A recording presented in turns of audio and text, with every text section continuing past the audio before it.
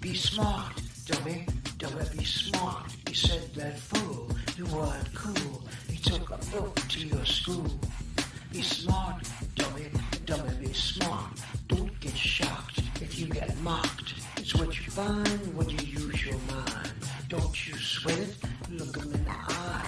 Don't regret it, hold your head high. Be smart, dummy, dummy, be smart. Try to show some tenderness, even when they're playing chess. You think it's dumb to be smart, but that's the way you make art. So be smart, dummy, dummy, be smart. Use your brain, that's a start. It's okay to be smart. Don't you think that you are cool? Sorry, dummy, the joke's on you. Hi, I'm James Ead, and this is Change Your Mind. I live in the divided states of America. And how do we become united again? We have to know that unity is not uniformity. We don't have to think alike, act alike, dress alike. And we try to change other people's minds most of the time. And we never think, or we tend not to think about changing our own minds. So this show is about me making a statement and having someone come on and try to change my mind about my statement, about my thinking. And, we're not trained to do that. So we can, though, if we put our minds to it. And if we think that it's possible that we don't know all the answers and that someone else might help us in our thinking and rearrange our thinking so that we might be more productive and get along better. So today's topic is climate change. And my feeling is that if everybody did a little bit, it would make a big difference. I put solar panels on, I drive an electronic vehicle. Maybe not everybody can do that, but they can do a little. And a little adds up if everyone does it. So I think that if everyone pitched in, we have a chance to affect climate change. And I brought in a guest today, Rick Rosner, who's going to try to change my mind about that. Rick, thank you for joining the show. Yeah, surely. And I don't think we're on opposite sides, really, except you think that everybody doing a little can help a lot. And I think everybody doing a little can help a little. And that the big changes won't be because people's behavior is willingly changed. And I think back 120 years ago when the major pollution problem in big cities was horse poop. The streets were 6 inches deep in horse poop, horse pee, and often dead horses. Yeah.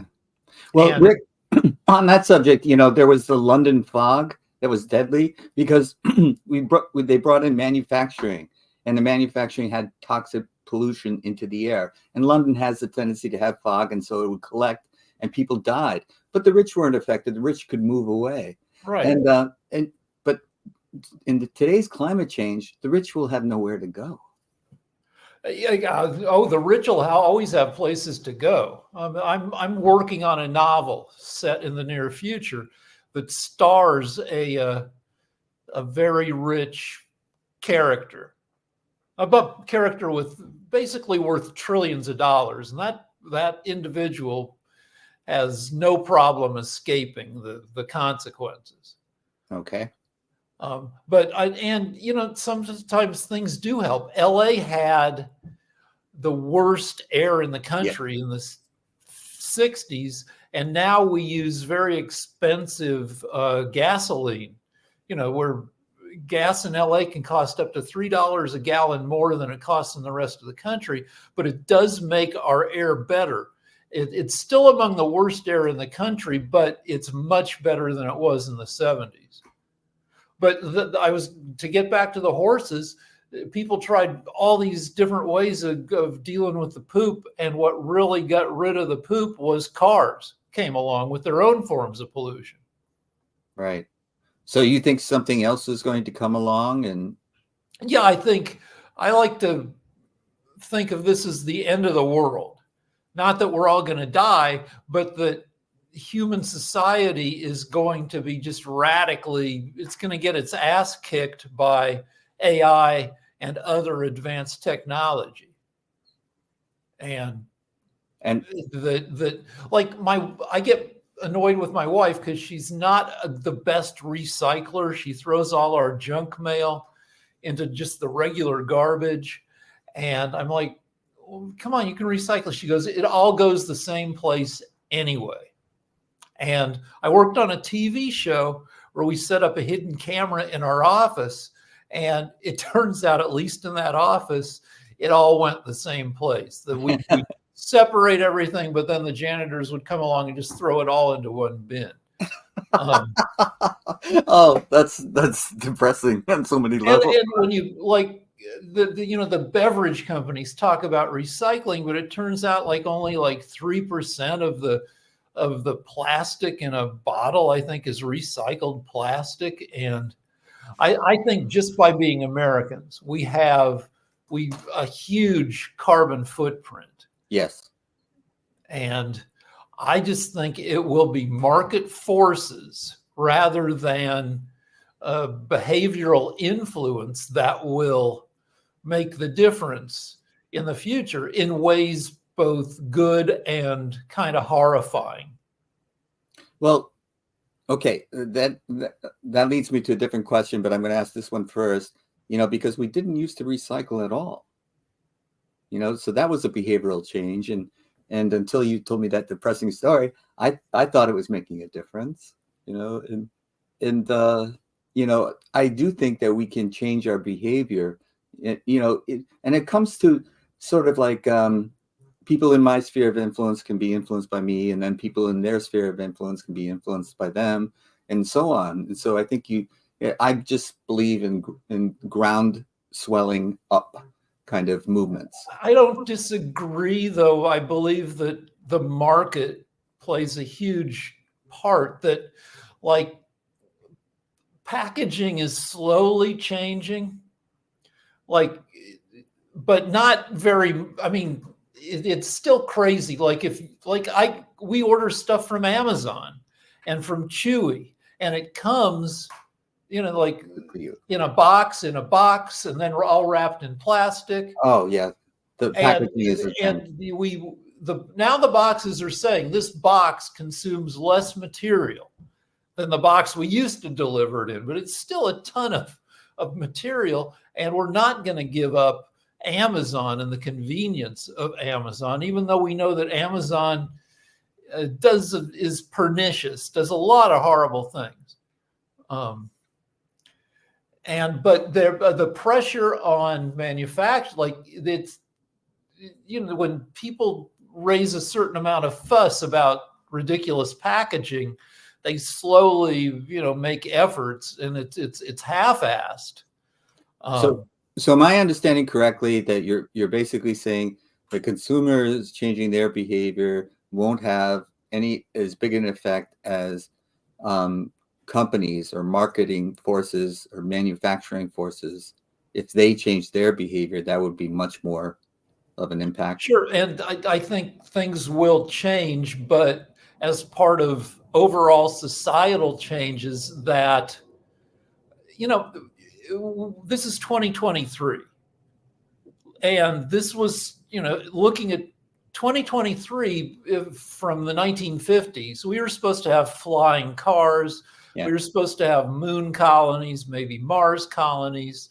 And, that didn't happen. What we do have are these handheld computers that do more computation in like 60 seconds than all the computation done by everybody in World War II. These. Yeah.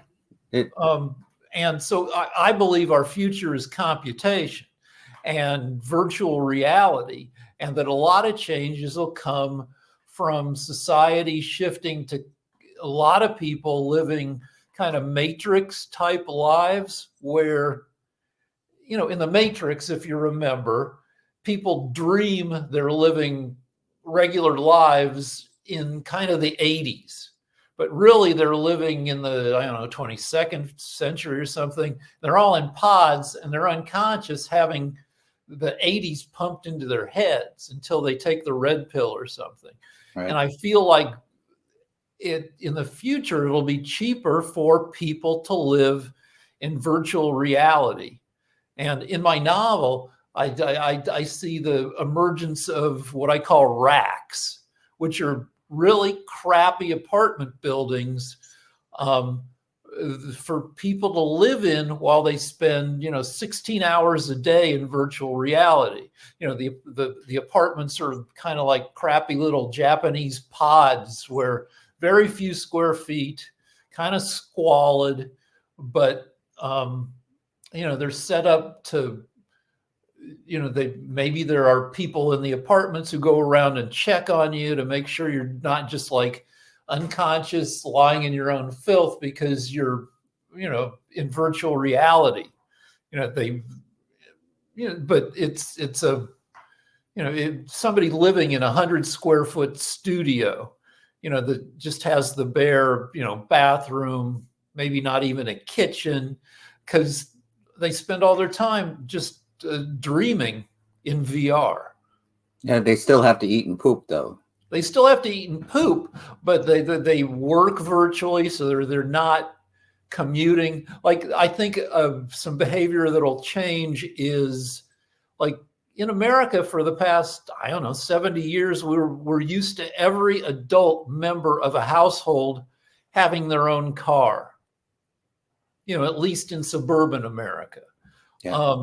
And there's a writer, Cory Doctorow, who I saw him give a lecture where he talked about he needs a power drill about twice a year. And he said that's ridiculous to have a power drill, that we can use AI and drones, and there can be community tools. You don't need a drill that just sits dusty, 99 point however many % of the time.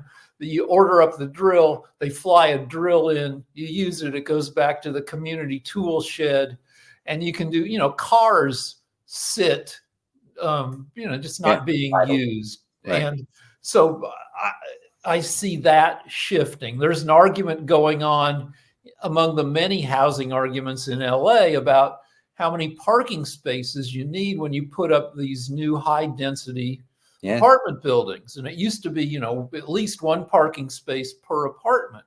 And that's going to change as, high tech makes it more feasible to do transportation sharing. And I believe that in the future, like, it'll be increasingly frowned upon to go on airplane flights. Because when you fly in the air, huge amount of pollution. Yeah. The pollution costs aren't captured at all. It's a great bargain. If you had to pay for cleaning up the pollution caused by your flight, tickets would probably cost 3 times as much. Yeah. We're already pissed at the Kardashians when they go to the Van Nuys Airport and get on a private plane to fly 30 miles. There was a movie in LA with Steve Martin, and he went out to go to his neighbor's house, and he got in his car and he moved it like 10 feet and got out of the car to visit his neighbor. But he drove to his neighbor's house. I think things will change, but that it'll be a lot of carrot and not as much stick. It won't be because people are guilted into consuming less. It'll be because it becomes more convenient to consume more efficiently. Okay, and this scenario, which may not be right around the corner for us, because even kids today, you can see they're spending a lot of time in a virtual reality world, communicating on their phones and TikTok and what have you. But do you see climate change going down, or climate change leveling off, or what do you see? Yeah, I do. I see that the next 50 years are going to be rough. Next 80 years, but I always bring this up on the various shows we're on. But sex among young people is down by 25% because entertainment and social media is up in terms of how entertaining it is. Right. But when I was a kid in the 70s trying to lose my virginity, everything sucked. The movie, the life kind of stank unless you were getting laid, which I wasn't. Now there's just so much awesomeness in terms of entertainment and social media, and that people have, other things to do besides try to get laid. Yeah, and things we used to do to entertain ourselves were, nobody does those things now. And so I think lifespans will go up. People will have fewer kids, and later, you have kids to leave a legacy. But if people can leave a legacy just by not dying, then they'll do that. And I think that AI and other improvements in medicine will increase lifespans and health spans a ton.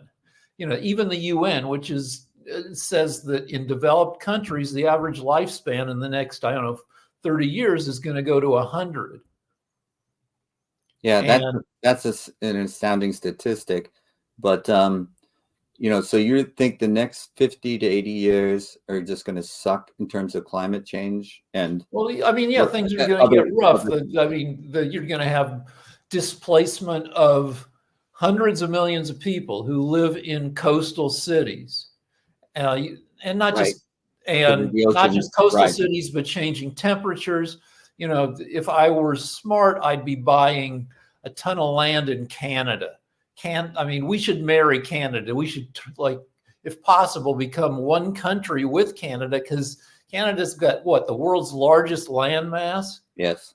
And it's going to get more and more, but 90% of the Canadian population lives within 50 miles of the US border because frickin' Canada's cold.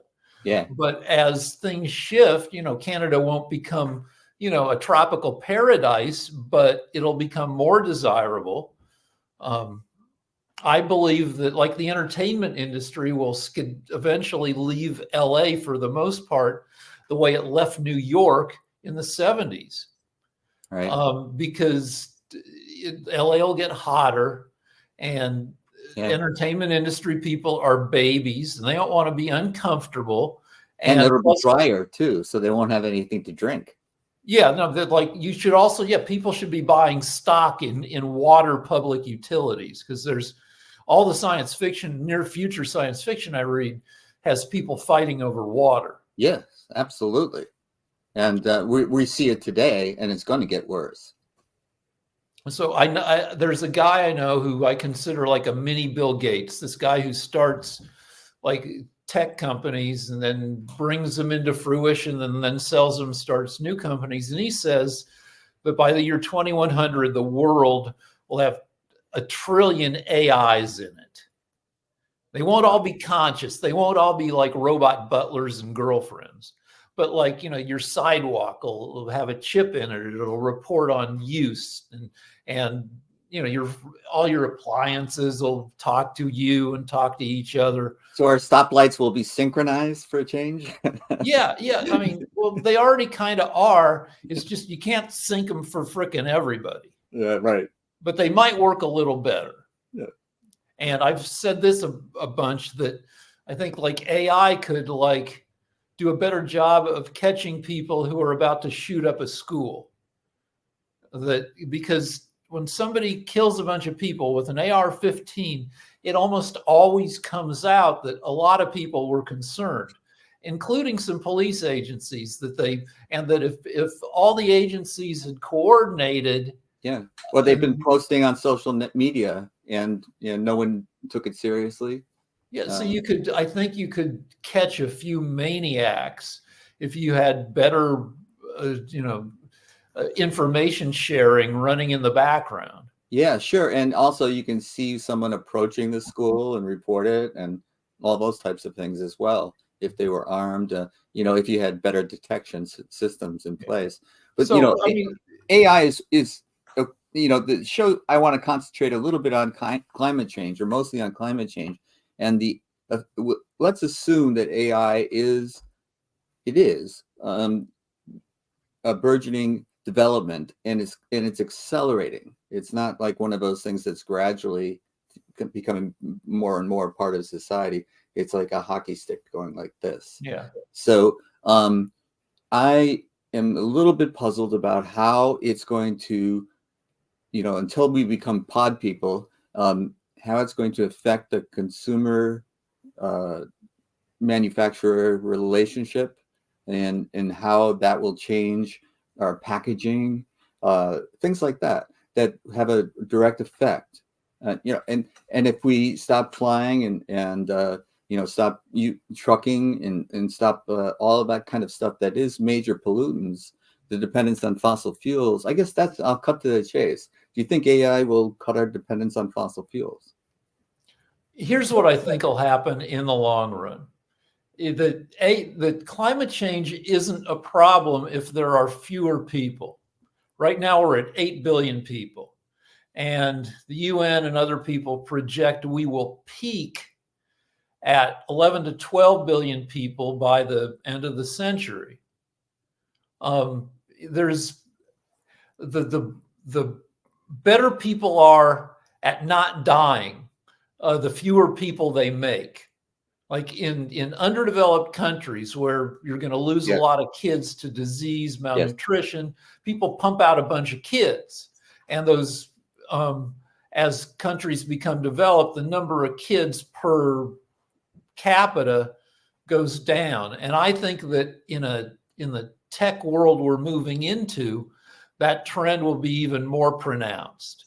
That, we already have a problem in the US in terms of, the boomers own everything. 94% of assets privately owned in America belong to people 45 and older. That's an astounding statistic. It's crazy, and it used to be that those assets would turn over because people would die. Correct. Right. But people are living longer, and though with a blip with COVID and opioids, you got control for those, right? Yeah. But I think that people will live even longer. I think that'll lead to people. We and a bunch of other countries like Japan do not have enough kids to replace the population. The only reason the US population grows is because of immigration. Right. So I think that trend continues, and I think we peak in terms of population even sooner than the UN thinks we will. I think, by the end of the 21st century, I think population is maybe going down, though when you look at the number of conscious entities in the world, that'll continue to explode, because at some point, it becomes possible for AI to be conscious, and which is a whole new set of problems. Because do you give conscious AI rights? Can you marry your robot girlfriend? Does a billionaire who's replaced 95% of his brain because he's 116 years old with biocircuitry, is that still a person with rights? And science fiction makes all sorts of predictions, and all the ones that are physically possible eventually come true, though it usually takes longer than science. Like, we've already passed the year of Blade Runner. Yeah. So it takes a while for the world to turn Blade Runner-ish, longer than the movie would have you think. But eventually all this stuff happens. And I see the world as becoming Disneyfied. That is, we're going to mess everything up. We're going to, the oceans are going to be inhospitable to life.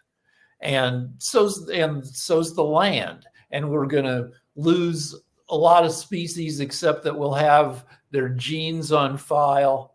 So I think we have the tough decades, and then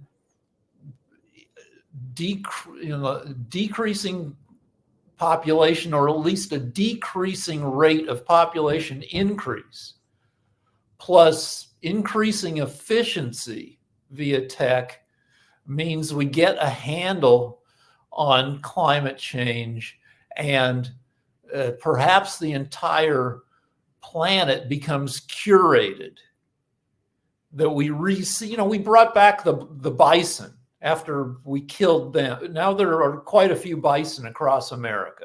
They're not in danger of going extinct. And I see us reseeding a bunch of species and, doing a certain amount of terraforming.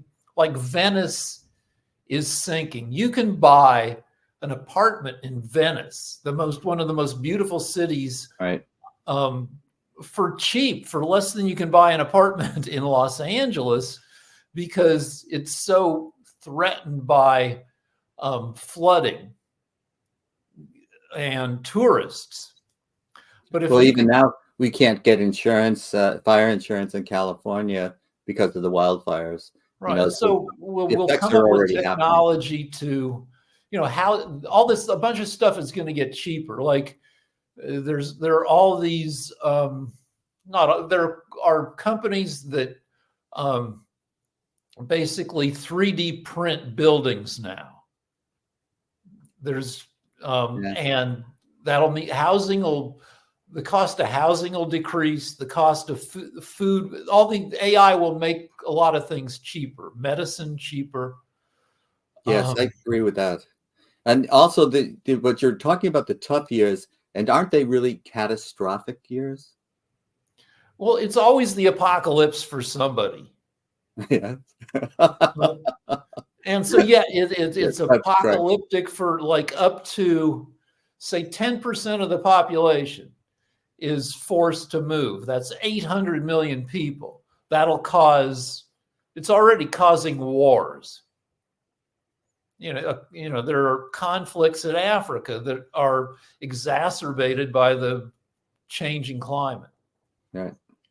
But eventually, like with Venice, I think people will make huge trillion-dollar fortunes from various fixes to climate change. Right. I think in my book, there's a company that just sends digger robots under islands that are being flooded, like Venice, and burrows under these islands. Venice is only a couple miles across, so it's like that would be one of these test cases. You send in, a few thousand digger robots. They dig under, they're on the seafloor. They dig under Venice, and then they start lifting it up.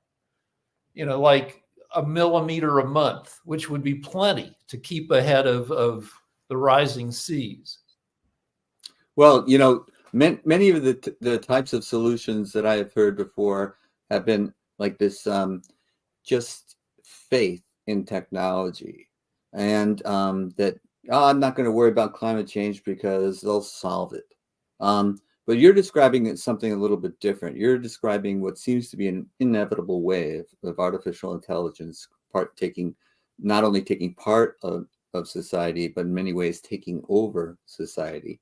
And the effects of that will be some sort of counter agent to climate change.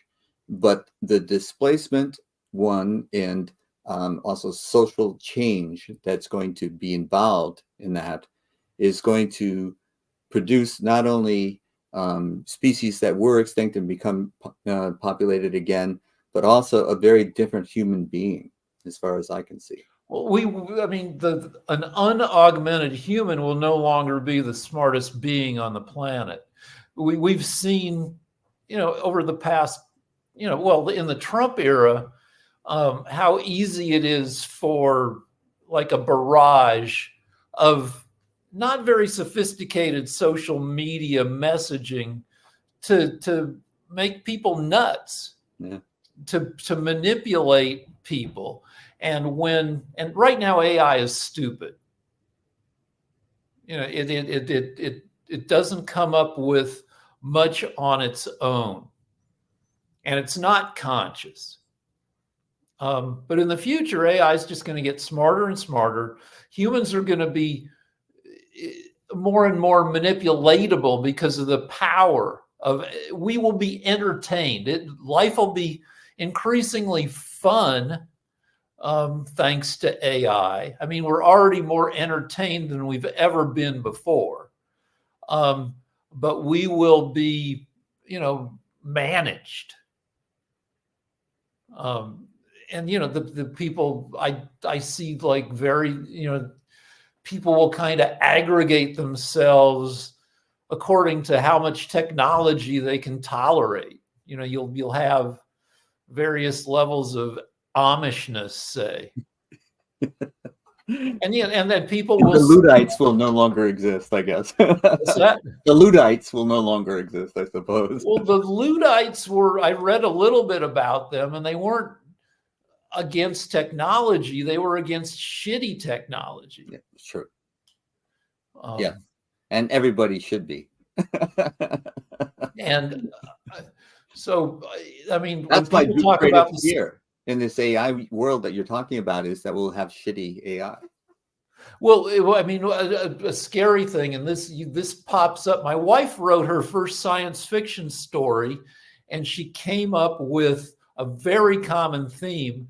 I think it shows up in Spielberg's AI, which is the pathetic, conscious robot in a landfill.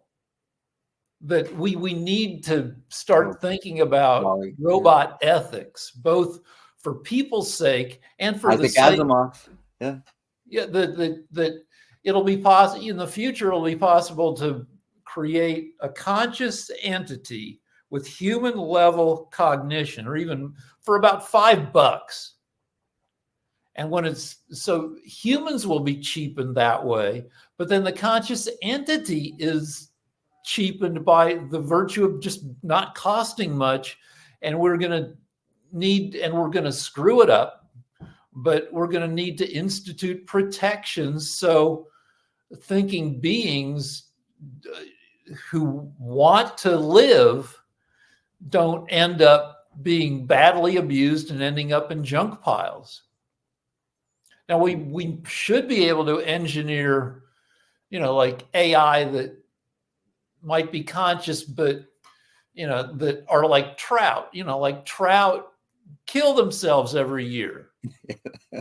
They go upstream and they lay their eggs, and I don't know, are they all really sad at the end? Like, oh, this sucks. I laid my eggs and now I'm dying. Maybe, in my novel, it becomes technology makes it possible to have discourse between humans and other smart species, and octopuses, when they find out what their whole deal is, are very pissed off, because octopuses are super smart, but their reproductive model makes it so they only live for 2 years. Mm-hmm. It's the same reproductive model as possums. You pump out a ton of cheap, crappy bodies because most of them are going to fall to predators. Possums have only lived for about 2 to 4 years because there's no point in them living longer, because they're bad at avoiding predators and they get eaten. Right. And so you just make a ton of possums, and all they have to do is make it through a couple reproductive cycles and pump out a ton more possums. But it's extremely unfair to possums. Well, Rick, I've got to wrap up now. But let me just see if I can summarize. My first thought was, if everybody does a little, it'll mean a lot. And you're trying to change my mind to think that if everybody does a little, it'll mean a little. And I think you've been pretty successful in doing that. So the actions that I want to take based on our conversation are more going to be towards what are the effects of the future changes that are on our horizon, and what are we going to do about that, and to plan for it, to intelligently plan for it, and to the UK government, the British government, which is it's pretty MAGA-ish, it's conservative. They just added a minister of common sense to their government. That's the Monty Python skit. It is. And it seems to me like BS. It's like, oh, come on. But I would say that the U.S. could benefit by adding a department of the future to, because I mean, the future's coming. It wants to kick our asses, and we would be well served to think about what's going to happen before it happens. Yes. And to plan accordingly. And I do believe that there will, right now that we have people that are making the rules, our policies, that really have no understanding of what's coming. Like a Chuck Grassley in the Senate, 80 something, and like there is one guy in the House who sent himself back to school to learn computer coding and computer science, because he correctly thinks that you've got to, like every kid, I think, does learn to code, but every kid should be learning to code. And I think we need a push for STEM, because if we don't get in front of it, it'll own us. And China and India are going to own us because they're pushing too, and they have combined 8 times our population. Absolutely. All right, Rick, thank you so much for joining the show. Is there any final word that you want to tell the audience? Just mention the singularity. The singularity is, people weren't freaked out about this like 5 years ago, but now everybody seems to be. And the singularity is when AI starts teaching itself and telling itself what to think, and then answers every single question. And there's some people like Ray Kurzweil who love the singularity because all our wishes will come true. We'll get to live as long as we want and everything. But it's the monkey's paw, that we get all our wishes, but maybe not in the way that we want them to come true. Right. Right. Thanks again for being my guest, Rick. I'm going to take you backstage and thank you for having me. Appreciate it. My pleasure. Thanks again. That was Rick Rosner trying to change my mind about climate change, and what everybody does a little, it might mean just a little. That there are forces at work here that are far larger, that are going to influence whether or not we survive as a species, or if we survive as a species, will we be surviving as the same species, or will we be forever altered? So these are questions that I'm going to think about and perhaps change my mind about. But, the idea here is to work on yourself, to change yourself, to change your perceptions of others. And to do that, we have to realize that there's no change without change within. And it's inside ourselves where we begin. It's not our brains, it's not our hearts, it's deep inside where it starts. And remember that every weekend is a new beginning.